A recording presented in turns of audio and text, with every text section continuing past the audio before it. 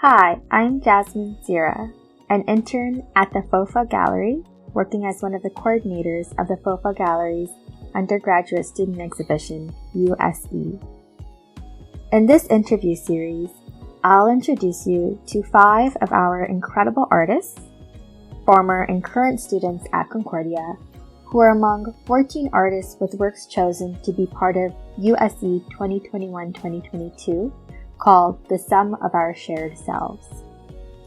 In each interview, I'll talk to each artist more about the creative process behind their work, as well as what led them to pursue an artistic practice. In this episode, we'll be hearing from Sara Sadawi and her ceramic work called Ducts, an interrogation of craft practices and industrial spaces.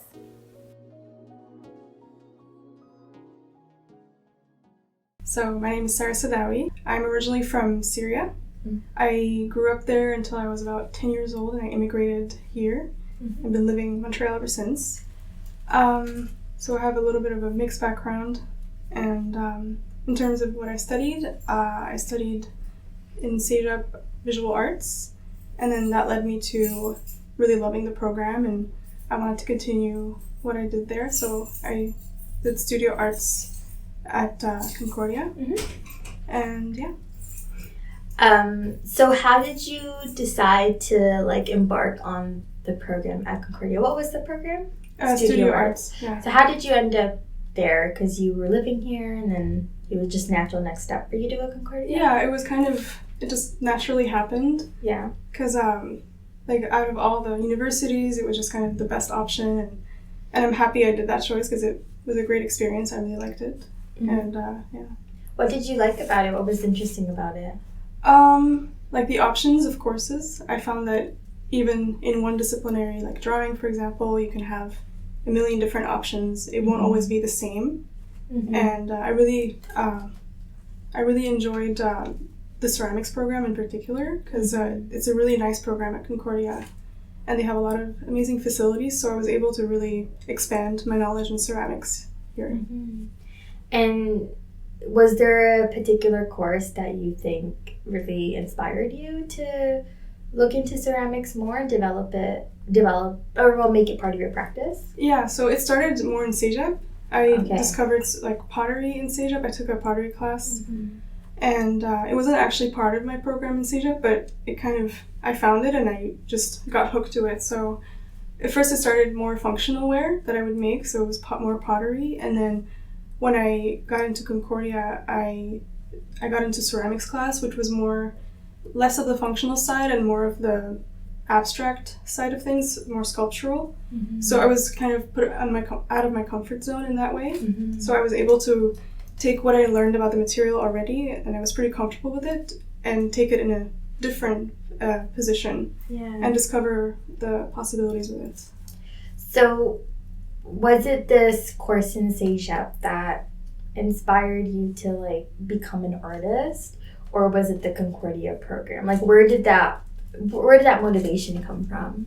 Artist, definitely before CEGEP, high school. Okay. I've always loved drawing, and always been into aesthetically into architectural. It was always going to be either architecture or art, and I kind of decided on arts, and yeah, it's been working out so far. Yeah, it has. I mean, you made this really beautiful work. It's going to be part of USE now. And did you have USE in mind when you created this work, or where did it come from? It wasn't made specifically to apply to a show. It was the last body of work I produced as an undergrad. Okay. And it was actually produced mostly at home, and it was during the time of isolation, and I was able to kind of take my time more and discover this new.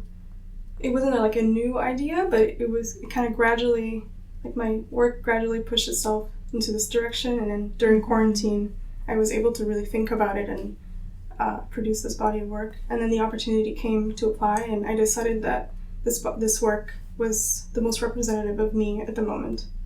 So When you say the moment, are you talking about the pandemic and also, or just like the graduation? Like where I was and where I am now, I'm still kind of discovering the same ideas and trying to see where I can take it. But it was definitely like, out of all the work I've produced thus far, it was the most accurately representative of who I am. I wanted to ask, just because you brought it up, like, did the pandemic change how you use materials, or like how you were approaching ceramics at all, or was it just like it offered you a space to isolate and just like really focus? It's kind of a little bit of both. Okay. But mostly kind of trying to be really resourceful. Like a lot of people, they don't have as much material, and especially with ceramics, it's very specific. You need a kiln, you need good ventilation. So I would be producing my work at home, and then I would bring them to school to fire them. At Concordia? At Concordia, because the access was very limited. So I was only able to have like a specific time slot during the week. Right. So I would take my time in the production stages at home, and then when it was in the kind of, not dry completely, but in the drying phase, I would bring it to school and I would let it dry there, and then I would do the final stages at school. Wow. So the pandemic really made the process a bit more longer and more complicated? Definitely more complicated, because transporting ceramic ware is really challenging. And you're coming from like half an hour away or an hour away? By like public transportation, it's about an hour and a half, hour-ish. Wow. From the West Island, yeah. Wow. So these were things that were like, they weren't bisque fired yet or like anything. No. So it was really fragile. It was in the leather hard stage, it's called. Yeah. So you're aware of it, yeah.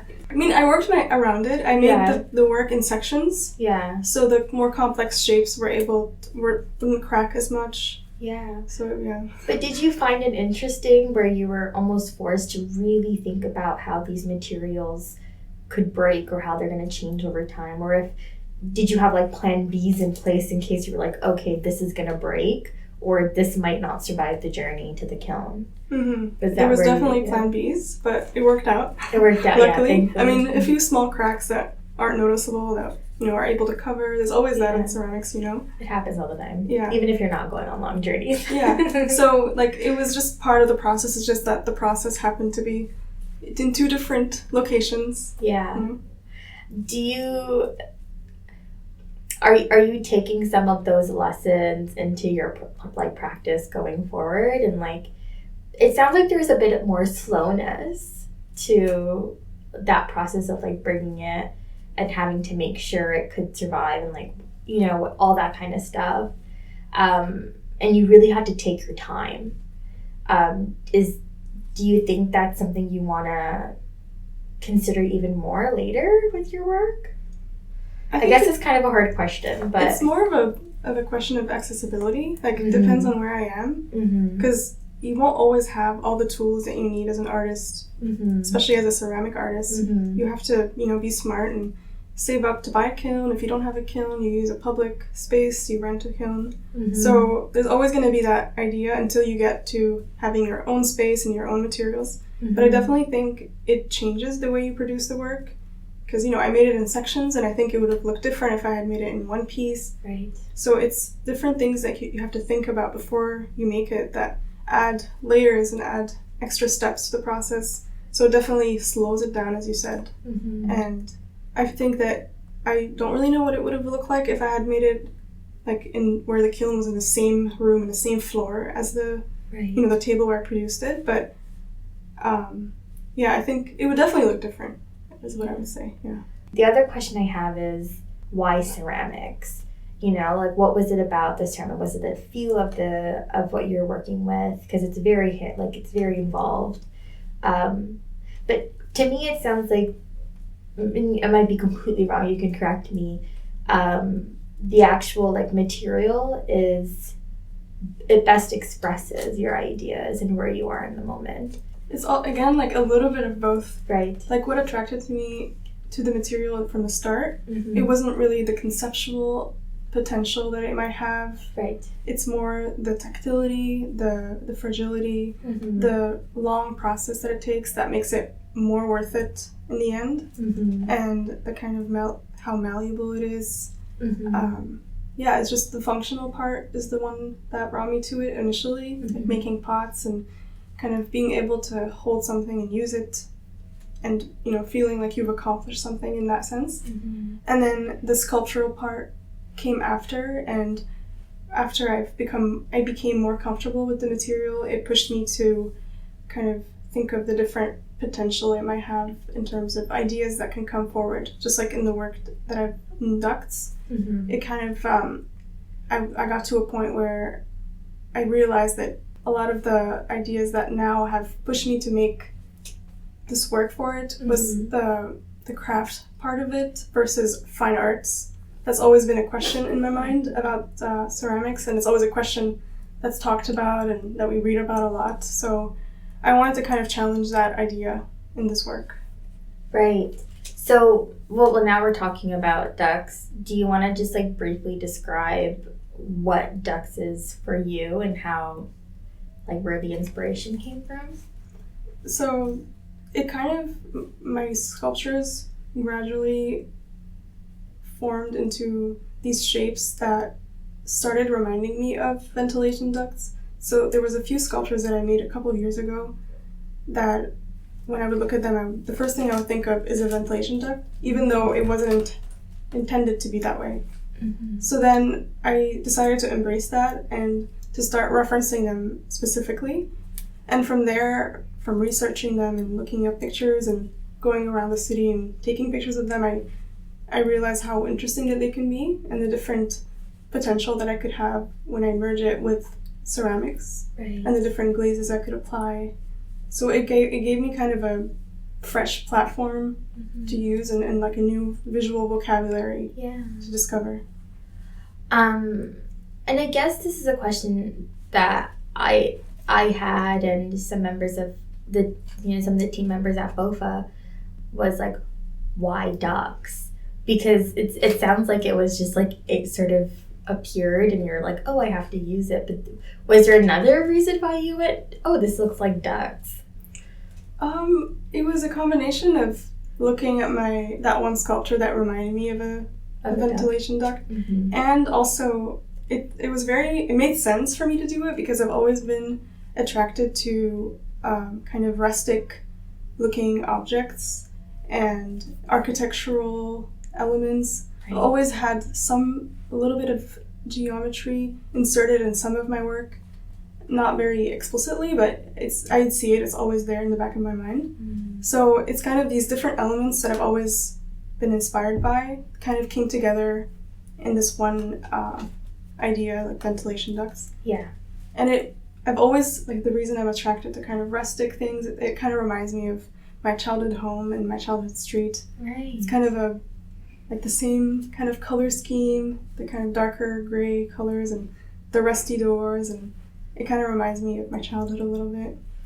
In Syria? Yeah. Oh, so there was sort of like a sentimental thing about the ducts. For sure. Because when we also talk about ventilation ducts, and this is something that you've described about your work, it's very male, it exists in male-dominated industrial spaces.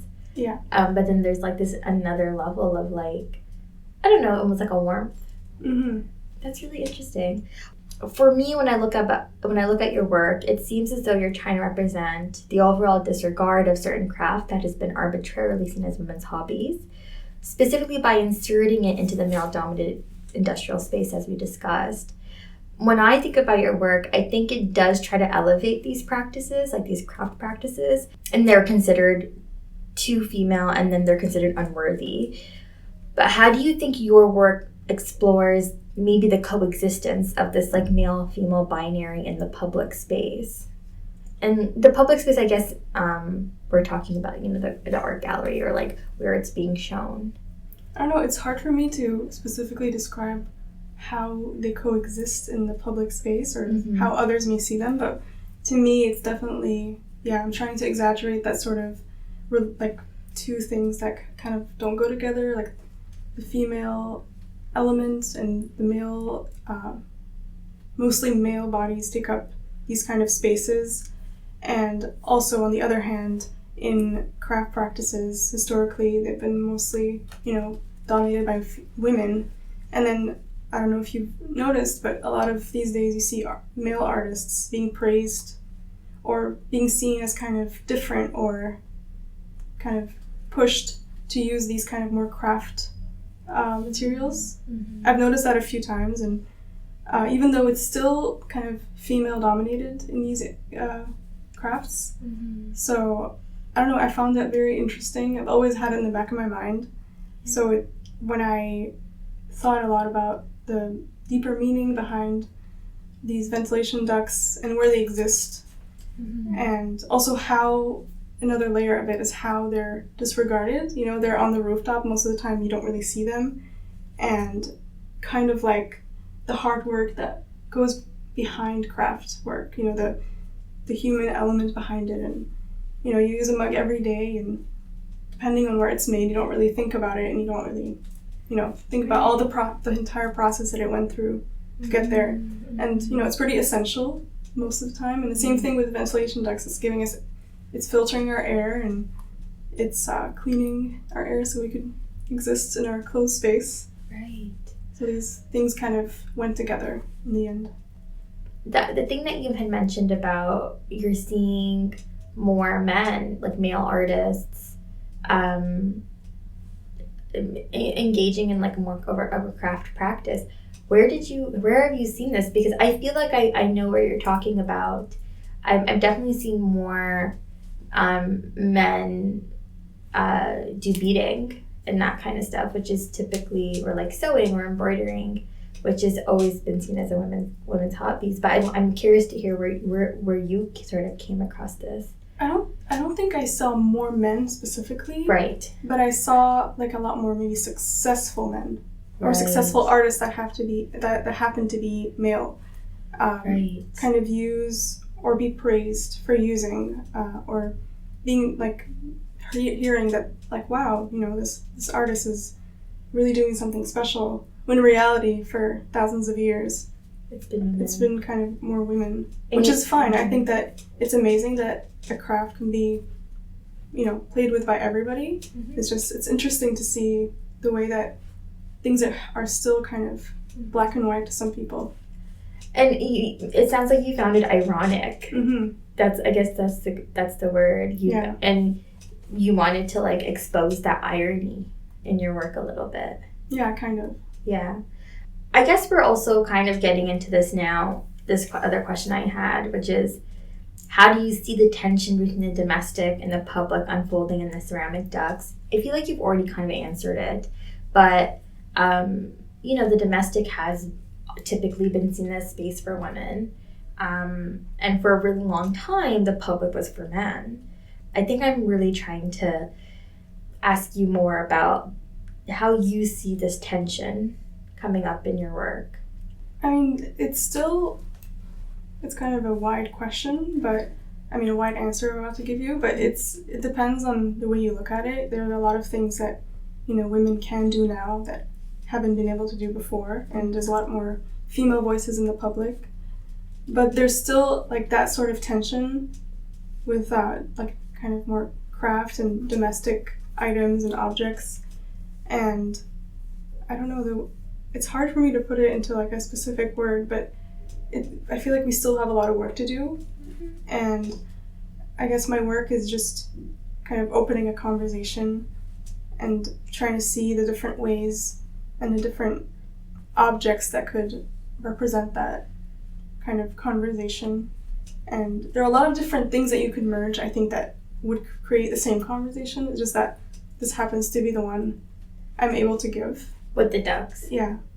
I guess, are you interested in exploring other objects? This goes back to my previous question, which was like, why ducts? Like, why was it significant for the ducts? Like, do you think had you come across any other objects where you maybe were like, this could work too?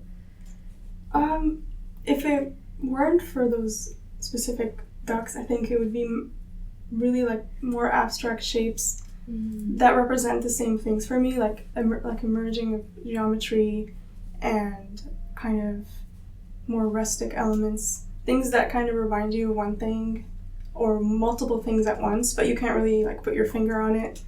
I really like exploring those sort of ideas. So if I go beyond that or past that, I think I would continue exploring these themes, and just that Ducts for me, that it's like, again, it really combines the different things that I find interesting at the moment, and I'm really interested in pushing it forward. I definitely see myself continuing to reference them specifically, but maybe more reference my own work.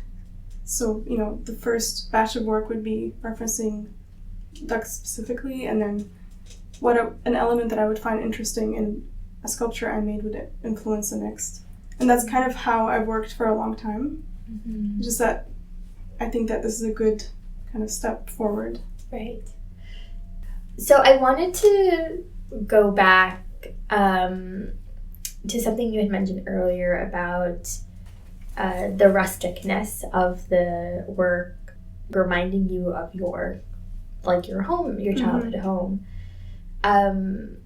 It's interesting because some of the artists in Use are presenting works that are very personal, like highly, highly personal. And then others, and I would consider yours a part of this, there's some sort of social commentary. And then, but for all of them, it's sort of a combination of both. And it's not necessarily apparent that in your work there's this like sentimental value to it. Did you even realize that was there? Was that part of how you created it? Sort of, I guess. I've always been aware that why I'm attracted to more rustic elements, and why it always came up in my work, or the work that I would find interesting made by other artists. I would always find my way there, kind of wondering why I liked it, and then kind of like, oh, okay, maybe that's why. Because whenever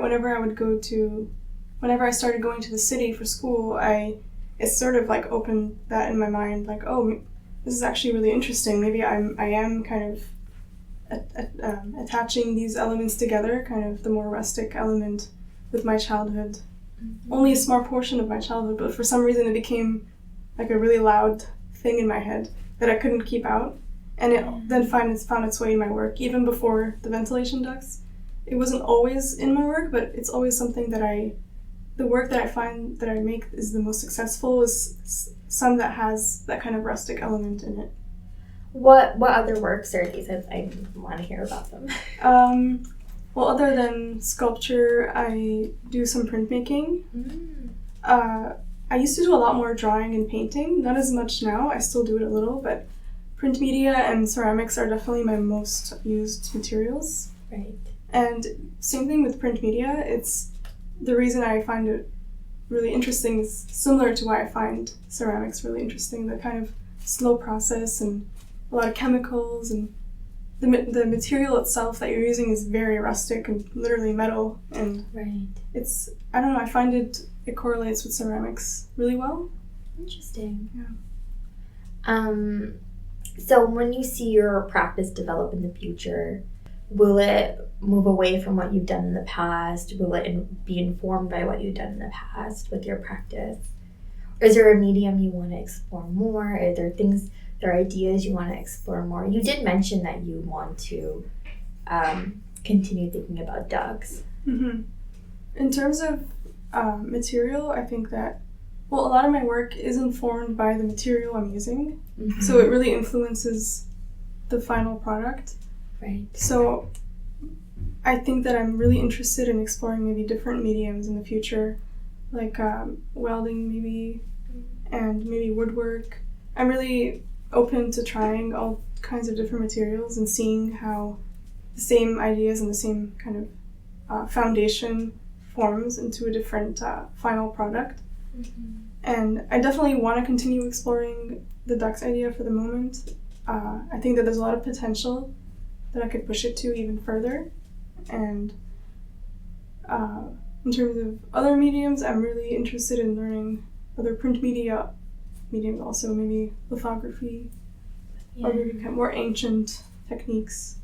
I guess I would be interested to see if these different media really complement each other or draw out more meaning. Like, do you think that that's a possibility, or that's something that's one of the reasons why you want to explore it more? I think that they would definitely offer they could either take me in the same direction or a completely opposite direction, but I'm open to that. Yeah. I'm open to kind of seeing where the medium takes me rather than, forcing it to look like a certain thing. Mm-hmm. What are you most looking forward to having your work in use? And like what are you interested in? Like it's this work has never been shown before. No, it hasn't. And it's in a group show. Are you excited to see what kind of conversations come up with the other artists? For sure, yeah. I'm really interested in seeing not only how it responds to being in a gallery space, but also next to different artists' work. And in addition to the dance aspect. I'm really interested in seeing the way these different components come together, and I'm pretty certain it might even inspire like the next step for the work. Yeah, and are you seeing some of the conversations, like we're in our installation phase still, or like our planning and then our installation in January? Are you seeing some of the conversations happen already, just in like the conversations you've had with the curator? For sure. I think that just like visiting the gallery and imagining the work, sitting in the gallery, it forces you to think differently, because it's a cleaner environment rather than a studio environment, and I think it definitely forms new images in my head and inspires me to create more, for sure.